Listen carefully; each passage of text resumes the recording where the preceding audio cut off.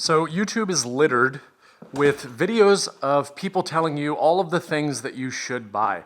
But what about the things that we wish we didn't buy or we wouldn't buy again? In this video, that's what I'm going to talk about. Now, before we get into the first item, I want to make something perfectly clear to everyone. And that is, just because I have something in this video does not mean I think it is a bad brand or that I think it is a bad tool. It's just that my needs have changed and I could definitely live without the things that I'm about to talk about, or I can share with you the things that I wish I would have got instead or I would buy moving forward. I'm saying that because some of these things are probably going to surprise you. The first item is going to be the Makita trim router right here. Now, why the Makita trim router? So let me give you a little bit of backstory. For the longest time, I was using the DeWalt corded trim router, and I've always loved the DeWalt. I loved the way that it adjusts. It's just a great router. I just wanted to switch to something cordless. And at the time of purchasing this, I didn't have any cordless tools other than Festool hand tools. So I was like, if I'm gonna switch and go to a battery platform, what is it gonna be? And so for some reason, I decided to buy the Makita, thinking that if there was anything else that I needed, I could just get Makita tools. Now, the other reason why I bought this is because I asked on Instagram, hey, what recommendations would you have? Because at the time I was like, I don't want to spend the money on the DeWalt, let's try something else out. So the Makita came in at a very good price with the battery, I got it, and I immediately hated it. And there's two reasons why I do not like this and I would not buy it again. That is the base. I just don't like the round bases that don't have the extension with the flat face on it. And yes, I know I could absolutely create one of those or buy an aftermarket one for this. However, that's not the only thing that I don't like. The other thing that I don't like is the adjustment. I think the adjustment is chintzy, if that's a word. I think that's the right use of the word. But it's just not great. I do not like that it's basically a two-handed operation. I have to hold it exactly, hold it in place, turn this, get it just right. If maybe I'm trying to use a setup block to get it dialed in, and it's just a pain in the butt. So I would definitely not buy this again. In my opinion, if you're in the market for a cordless trim router, then the DeWalt is just dang near impossible to beat because it's so nice the way that this thing adjusts up and down. I can simply turn this, I can set a setup block at the top. If I'm trying to do something, I can set it down on the table, I can operate like this. It's just a better all-around cordless trim router. That's what I'm talking about. And I love the fact that it has a much bigger base and it has this flat edge. It's just very, very easy to use. Now I know what you may be thinking, well, that's great, but now you have another battery platform. You're right. And if it wasn't for me using this in my new little router table that TSO just released that hooks up to your MFT, I'd be getting rid of it. But other than that, I don't have no intention on buying another Makita router. I would much rather use this, and this is what I do use. So, and since then, I've actually, believe it or not, bought other tools from DeWalt that are cordless. And of course, the Graco sprayer is also using the DeWalt battery, so it was just kind of like a no-brainer. So no matter what, I'm on 4 different battery platforms now. The next thing is gonna be lasers. And I've talked about these in other tools where I'm actually saying like, these are things that I can't live without. What I wanna highlight on these is this is a forward-facing laser, meaning it only projects the laser forward. This one will project 360 degrees around the room. I bought this one first because it was less expensive, and then I found that I really wish that I had one that would give me a lot more capabilities, so I went with this. So if I had to do it all over again, I would have not just gotten the forward-facing one. I would instead just splurged and spent a little bit of extra money and got one of these.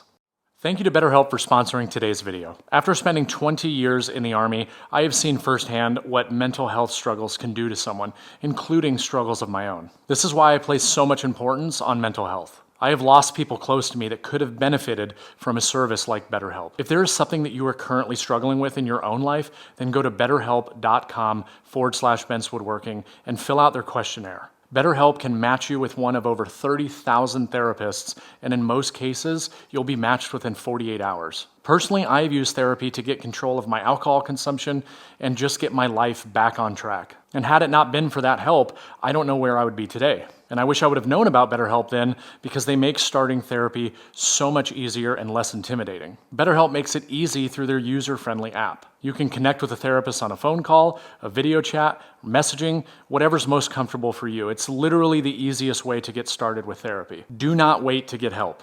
Visit betterhelp.com/bentswoodworking or choose Bent's Woodworking during your sign up and enjoy a discount on your first month. Had some of my friends got the help that they needed, they may still be here today. The next item has to do with checking accuracy, right? So a lot of people use these dial indicators, and I'll just make it clear that I am not somebody that enjoys getting down to the thousandth of an inch with dial indicators. However, there have been a few things, especially when I got my sliding table saw, that made me decide, okay, I really want to spend the time and get this thing dialed in because there's so many moving parts. So over the years, I've purchased different things, all these different jigs that you can buy that ride in the T-tracks, these lockdown mechanisms that operate off magnets that you can put the dial indicators in. And here's what I'm going to say. If I had to do it all over again, I would have never wasted my money on analog, right, non-digital dial indicators, and I wouldn't have wasted my money on things like this. I would much rather go digital everything and get a one-way gauge with a digital dial indicator. Now, for me, the reasoning behind that is because my brain just works better when I'm seeing the numbers digitally. It's easier for me to understand, it's easier for me to read, and quite honestly, I just think it's a lot faster. And then on top of that, this one-way gauge serves so many more purposes than one of these, and these are a pain in the butt to set up. So I basically wasted a bunch of money on these items, and if I had to do it all over again, I would have just started with what I already know works for me, which is digital, and just having kind of like a one end-all be-all thing that I can check any of my tools, and it's just a lot easier to use. Now, the next one I think is going to surprise some people, maybe even piss some people off, but that's okay. What would a YouTube video be if you weren't pissing people off? The first thing I want to talk about is the drill press table. This is the DP Pro 24. Now, here's what I'm going to say. This is an absolutely fantastic table. Absolutely fantastic. I have zero complaints. The quality is exceptional. I love it. It's nice. I love the fact that it has the drawer. It's 1-inch thick Baltic birch with the phenolic on the top. It's a good product. The reason why I would never buy it again is because this is not designed for a benchtop drill press. And the reason for that is because I'm very limited on the amount of travel that I have because of the drawer. And if you were to take the drawer off, there's now an issue with the extensions because the bars actually run underneath the table, and having the drawer allows that to work. Now again, great product, great dust collection. It's awesome. It works very good. And I will also like to state that I've never had a problem myself with the travel. But the reason for that is because the next item that I'm going to tell you that I could live without and that I would not buy again would be this drill press. Now again, I want to make it perfectly clear. The drill press is wonderful. It is a great drill press. But looking back now, so I had a floor standing Powermatic drill press in the past, and before I moved from Georgia to Indiana, I sold it. I then turned around, used that money, and bought this. This cost like $1,100 or $1,200 at the time, and I was like, this is going to be great. I'm going to have a much smaller footprint that it's taking up. I can put it on top of a work surface, whatever the case is. And it met my needs perfectly. It is crazy fancy, and it is incredibly intuitive. And there's a lot of companies that have come out with a drill press with similar features to this since this was released. So clearly, they did a lot of things right. So here's why I wouldn't buy it again and why I could absolutely live without it. I don't use the drill press. I just don't use it. Literally, the only thing that I use this drill press for is to bore out hinge cup locations on cabinet doors. That's honestly the only thing. Or if I'm doing like some weird off-the-wall thing and I need like a cradle or whatever, I'm just not using one. And there is an argument to be made of, okay, well, you're not using it now, but what if you start building X, Y, or Z and you need the ability to build, or to drill perfectly perpendicular holes? There's other ways to do that. I've got other tools in my shop that would allow me to do the same thing. I mean, the shaper origin, I could probably get by with most applications that I need to drill a perfect 90 hole. I mean, I get it, not everybody has that, but I think that's the point of this video, is that I'm to a point now where I value my space and I can live without certain things, and I'm not tied to a specific product because I think I need to have it because I'm a woodworker. Hopefully that makes sense. So again, awesome drill press. If you're in the market for a drill press, this is a fantastic choice. Awesome drill press table. I've had both, well, two, I think there's three now, but two of the options that woodpeckers had, I've never been disappointed in them. They are awesome. I just don't need either one of these, and I definitely would not do it again. Now, I was just talking about woodpeckers on the drill press table, and the things I'm about to show you now are exactly the same. I think that they're really, really good products. I just wouldn't buy them again because I just don't use them. And I've actually gotten rid of a lot of my woodpecker stuff because of the fact that I wasn't using it. I think it would just became this obsession of like, I've got to add, more red tools to my red tool wall. That became this popular thing back in the day. It still is. And so I bought a lot of different things, and it was cool to have them on display. But again, now, fast forward a few years, and I'm starting to realize, like, okay, I don't need to have these items just sitting there, so I'm probably going to get rid of them. The first thing is these clamping squares. So these are the woodpeckers ones that I bought. They actually do have a set of clamps, which I don't even have anymore. I gave them to somebody else a long time ago, and I figured I could just use these with like a trigger clamp or something. But here's my reasoning for these clamping squares. Do they do what they're supposed to do very well? Yes, they ensure that something is square, which is really nice when you're going to glue something up and you want to ensure that it dries square, right? There's so many other ways that you can make sure your material is square, but they are more trouble than they are worth. And the other thing is too, is that when you need 4 of them, you could probably get by with 2 in a lot of situations, but if you need 4 of them, for one, the material has to be pretty big because these are fairly good size, so a cabinet carcass, something like that. But what if you have like 7 cabinets that you're assembling and you want to use these on all of them? Do you have to have 7 sets of these? Or do you have to wait until one is dry to take it off and put it on and then clamping them in place? They're just more trouble than they're worth. Great product, very well, good quality, but I literally do not ever use them, ever. The next is this precision triangle. It's a combo 6.25 and 4.5. You undo these little knobs here, take it apart, you have 2. They nest with each other. Great, awesome, don't use it. Don't really know why I still have it laying around. Again, I have so many other things that I can use to check 45 or to check 90. I mean, basically it's very redundant at this point. If I wanted to check 90, I could just use one of these. So there's just not a lot of applications that I find myself needing this. And then finally are just these straight rules. And you can look at that, definitely anodized at a different time. You can see there. The other one's real light pink as well. But that doesn't matter. Great rulers, there's literally nothing that I need these for. Nothing. I have straight edges, I have all these things. If I was to do it all over again, instead of buying just these random rules, I would get one of their straight edges that can kind of act as both. Because one, these don't stand on end. They are literally only good for measuring, and I never use something like this to measure. I have T-squares that are great because I can reference off the edge.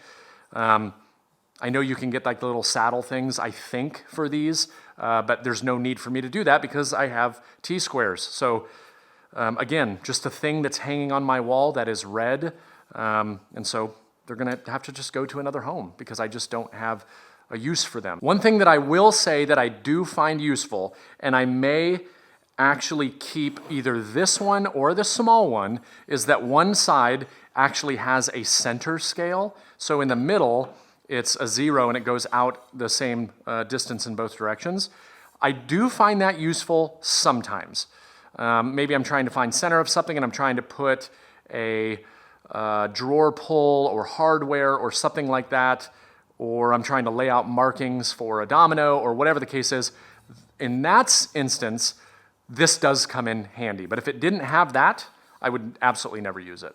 All right, now this one is gonna probably surprise a lot of people, and that is the Inca router table. I am a huge fan of Incra. And I will say that if you're looking for the most accurate, most capable router table package, then this is what you should be choosing. I absolutely love it. It's a phenomenal machine. The dust collection on it is uncanny.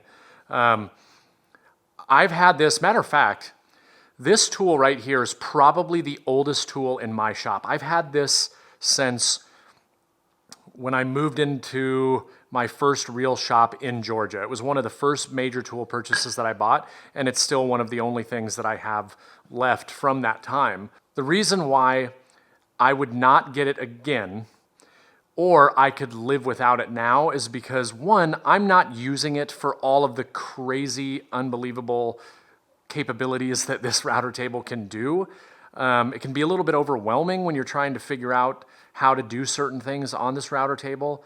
But once you get it dialed in, you know, it's really, really simple to do. The problem is that if you don't come back and do that thing, then you basically have to teach yourself all over again. Same problem I had with my CNC machine. Now, the reason why I would not get this package again is because, and also the reason why I don't use this very often, is because this is unlike a traditional router table where you're pushing materials through from the right side to the left side. Instead, I'm pushing it across this direction, which gives me more capacity between the fence and the bit if I needed it. But then I also have to have that space off to the side, and anything that's longer than, well, I don't know, we'll just say 12 inches. I have to move this table away from the wall anytime I am using it. And so because of that, it's one of those things where if something is not easy for you to use, you will probably find reasons not to use it, or you'll try to find another way to do it. Not only is that frustrating, and it causes something like this where you feel like you don't really need the tool anymore and you could get by with something else, but it can also lead to dangerous events, right? Because if you know that doing something a certain way is the safe way, however, to do that, it's going to be an inconvenience and a hassle for you. It'll cause you to do things that might be a little bit dicey. And so I've always been a very big proponent of, I would love to have as many of my tools in the location where I can just use them 95% of the time and don't need to move them. Well, this is the one tool in my shop that I can't do that with. And because of that, I will always reach for something else.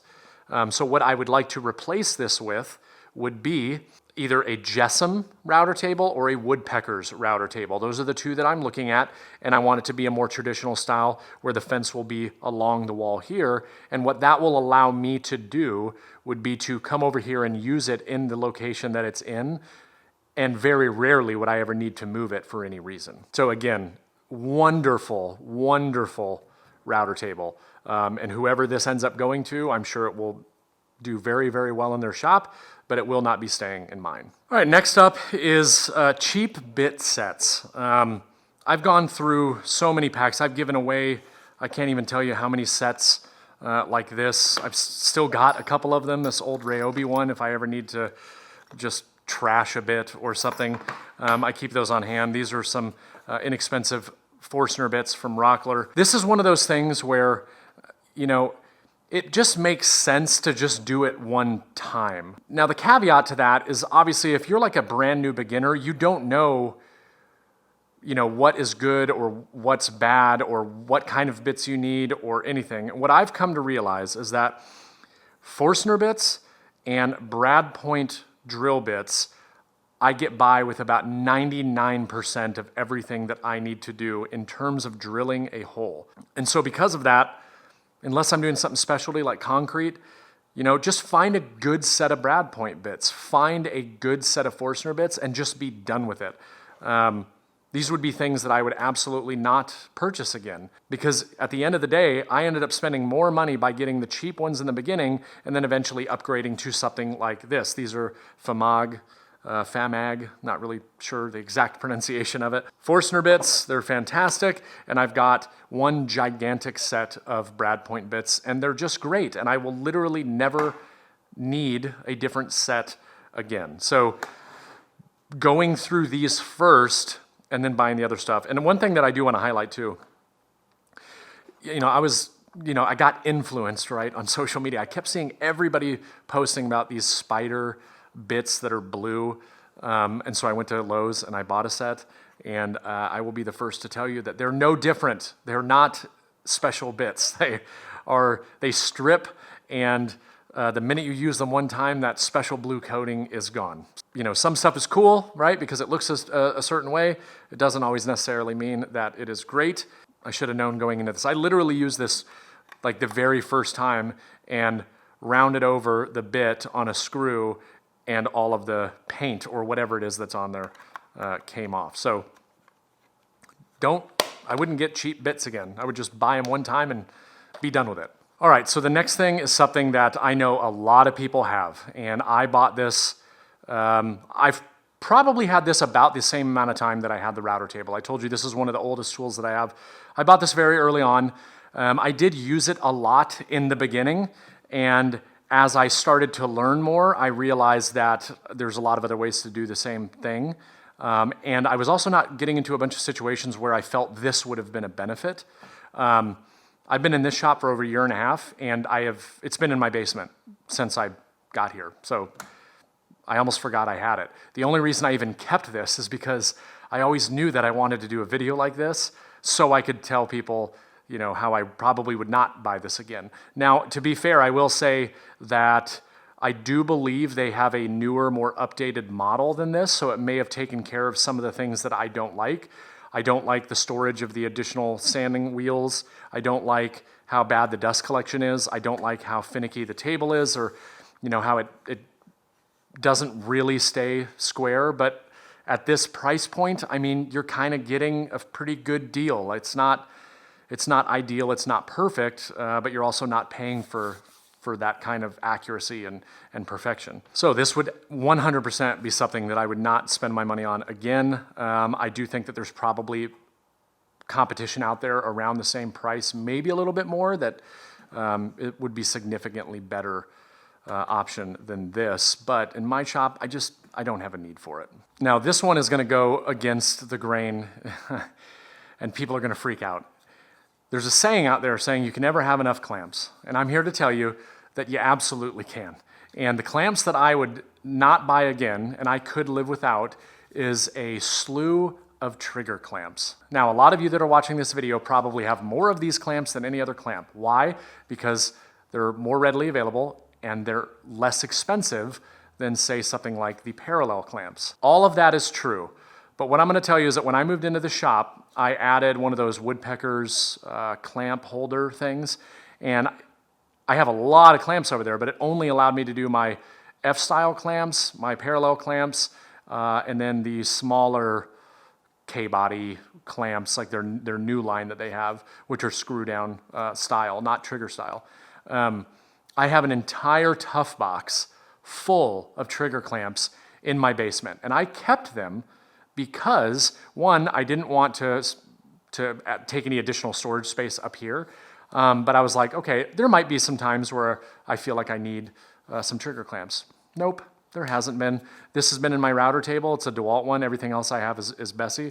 I've used this one in the past on the router table for different things, but other than that, I don't use them. And again, I've been here for a year and a half, don't have a need for it. I will always grab for a parallel clamp over something else, even though it's bigger, it's heavier.